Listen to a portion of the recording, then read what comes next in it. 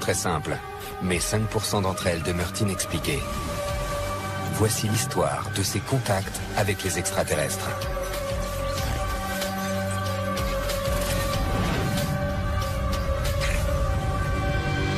Dans une petite ville du Texas, les ouvriers agricoles Pedro Saucedo et Joe Salaz rentrent chez eux après une soirée entre amis. T'es sûr de vouloir rentrer, Pedro? Ouais, tu sais bien qu'au bout d'une bière, j'ai déjà envie de dormir. Laisse-moi conduire, alors. En rêve.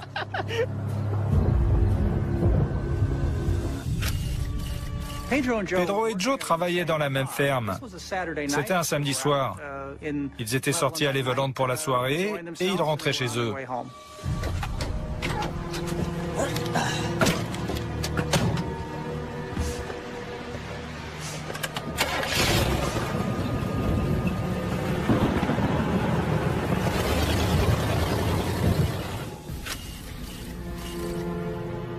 À Leveland, au Texas, tout est absolument plat. C'est une vaste plaine.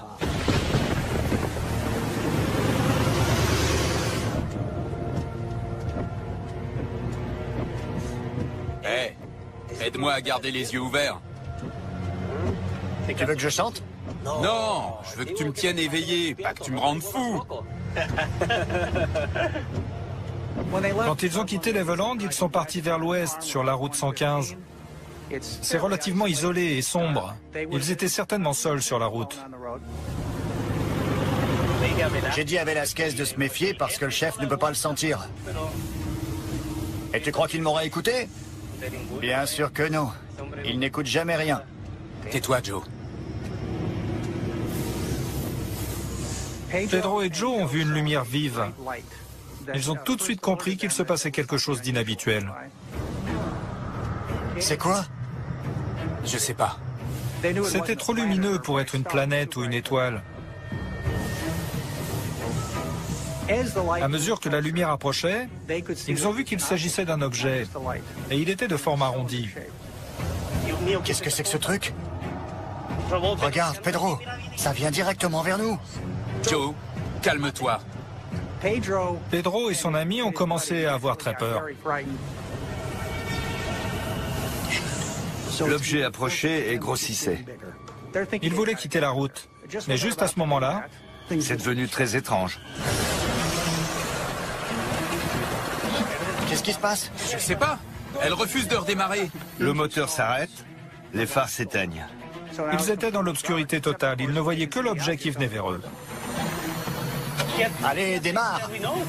Je comprends pas, ça marche pas. Cet objet, cette lumière, se dirigeait vers eux. Il était énorme. Pedro, regarde, il est juste là.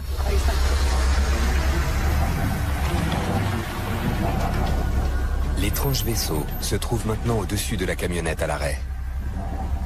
Reste là, Pedro! Non! Pedro se demandait si on l'attaquait, si c'était personnel.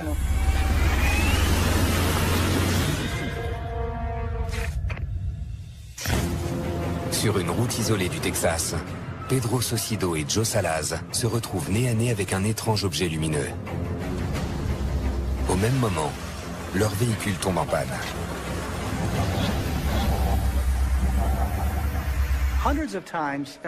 C'est très fréquent dans les histoires d'OVNI que les témoins parlent de véhicules qui ne fonctionnent plus correctement.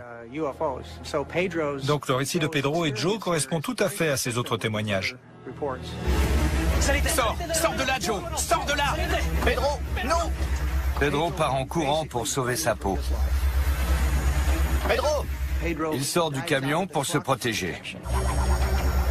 Joe Salaz reste à l'intérieur. Il est pétrifié, incapable de bouger. Alors que Pedro est tapi dans l'ombre, l'objet semble être à sa recherche.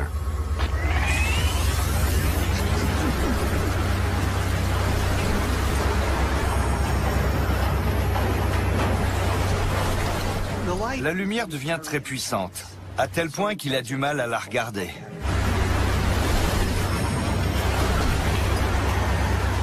Il y a du vent, une espèce de force qui émane de l'objet.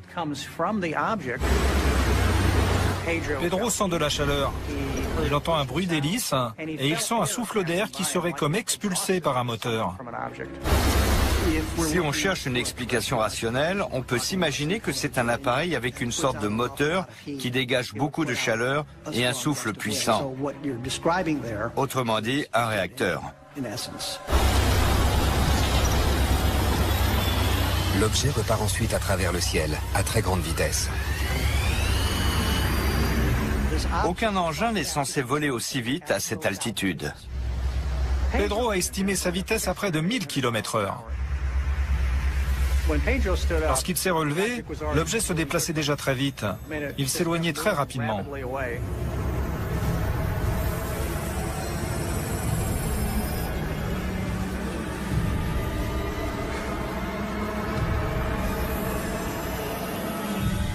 Ils l'ont vu disparaître au loin.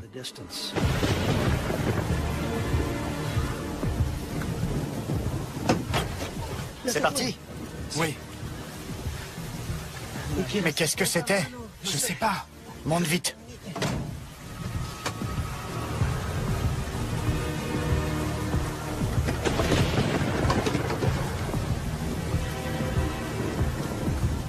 Une fois l'engin au loin, le camion se remet à fonctionner. Le moteur a démarré et le système électrique fonctionnait.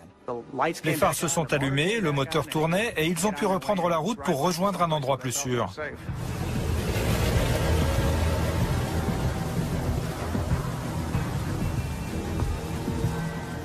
Ils ont roulé jusqu'au téléphone le plus proche et ils ont appelé le shérif de Leveland. Pedro, j'ai peur que ce truc revienne. Il faut qu'on y aille. On doit prévenir quelqu'un. Qui ça? L'armée? La police! Que puis-je pour vous? Allô? Bureau du shérif? Oui, monsieur. Je voudrais vous signaler quelque chose qui s'est passé ce soir sur la 115. C'est pour un accident? Non, non, pas un accident. Parce qu'il était hispanique, qu'on était au Texas et que c'était un ouvrier agricole, ils ne l'ont pas pris au sérieux. Ils ont cru qu'il délirait. Une lumière très forte nous a foncé dessus. Elle allait à 1000 km/h, ça faisait... C'était quoi comme véhicule? Et je sais pas ce que c'était. Peu après l'appel de Pedro et Joe, le shérif et son adjoint se sont dit qu'ils auraient peut-être dû les prendre au sérieux. Parce que le même soir, une douzaine d'autres personnes leur ont rapporté des faits similaires. Elles aussi ont parlé de véhicules qui avaient été endommagés par des ovnis. Cette vague d'observation est baptisée la tempête d'ovnis de 1957.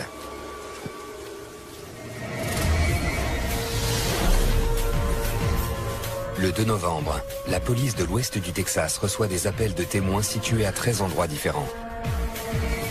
Parmi ces témoins se trouvent plusieurs officiers de police et un pompier. Cette même nuit, plusieurs personnes ont confirmé avoir vu un ovni à White Sands, au Nouveau-Mexique, à 500 km de là. En tout, plus de 118 observations seront enregistrées dans le sud-ouest des États-Unis pendant le mois de novembre. Un tiers de ces déclarations faisait état d'un véhicule tombé en panne. L'observation d'ovnis de Leveland a été suivie par des dizaines de cas similaires au cours de l'année 1957.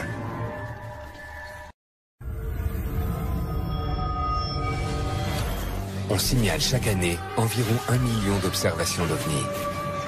La plupart ont une explication très simple, mais 5% d'entre elles demeurent inexpliquées. Voici l'histoire de ces contacts avec les extraterrestres.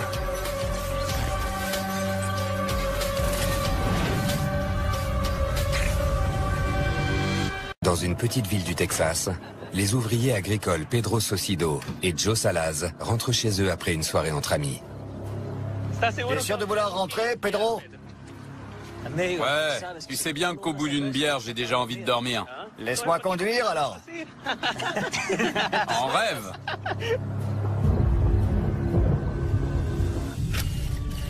Pedro et Joe travaillaient dans la même ferme. C'était un samedi soir. Ils étaient sortis à Leveland pour la soirée et ils rentraient chez eux.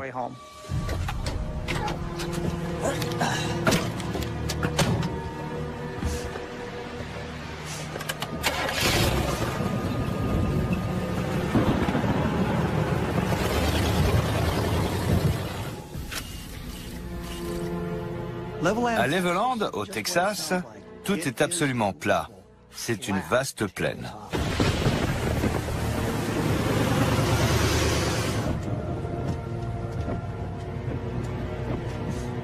Hé, aide-moi à garder les yeux ouverts. Et tu veux que je chante? Non, je veux que tu me tiennes éveillé, pas que tu me rendes fou.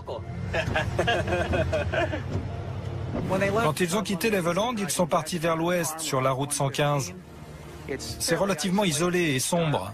Ils étaient certainement seuls sur la route. J'ai dit à Velasquez de se méfier parce que le chef ne peut pas le sentir. Et tu crois qu'il m'aurait écouté? Bien sûr que non. Il n'écoute jamais rien. Tais-toi, Joe. Pedro et Joe ont vu une lumière vive. Ils ont tout de suite compris qu'il se passait quelque chose d'inhabituel. C'est quoi? Je sais pas. C'était trop lumineux pour être une planète ou une étoile. À mesure que la lumière approchait, ils ont vu qu'il s'agissait... Question très simple, mais 5% d'entre elles demeurent inexpliquées. Voici l'histoire de ces contacts avec les extraterrestres.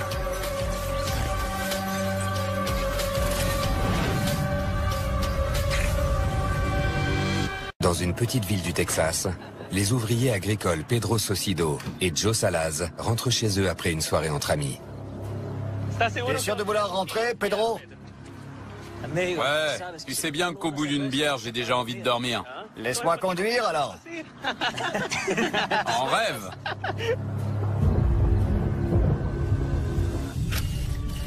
Pedro et Joe travaillaient dans la même ferme. C'était un samedi soir. Ils étaient sortis à Leveland pour la soirée et ils rentraient chez eux.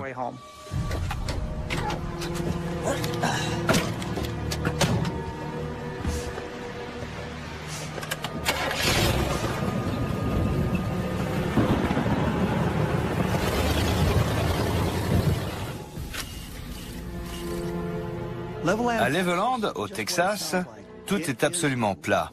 C'est une vaste plaine.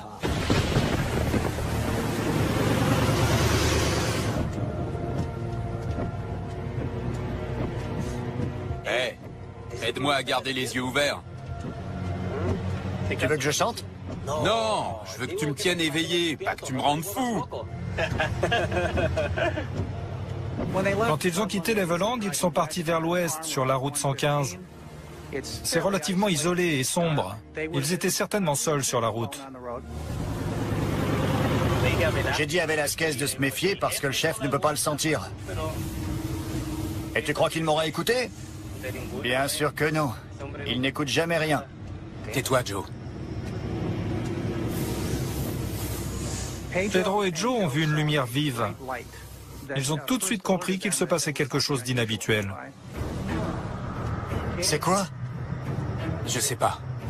C'était trop lumineux pour être une planète ou une étoile. À mesure que la lumière approchait, ils ont vu qu'il s'agissait d'un objet, et il était de forme arrondie. Qu'est-ce que c'est que ce truc? Regarde, Pedro, ça vient directement vers nous. Joe, calme-toi. Pedro et son ami ont commencé à avoir très peur. L'objet approchait et grossissait. Ils voulaient quitter la route, mais juste à ce moment-là, C'est devenu très étrange. Qu'est-ce qui se passe? Je sais pas. Elle refuse de redémarrer. Le moteur s'arrête, les phares s'éteignent. ils étaient dans l'obscurité totale. Ils ne voyaient que l'objet qui venait vers eux. Allez, démarre. Je comprends pas, ça marche pas. Cet objet, cette lumière, se dirigeait vers eux. Il était énorme. Pedro, regarde, il est juste là.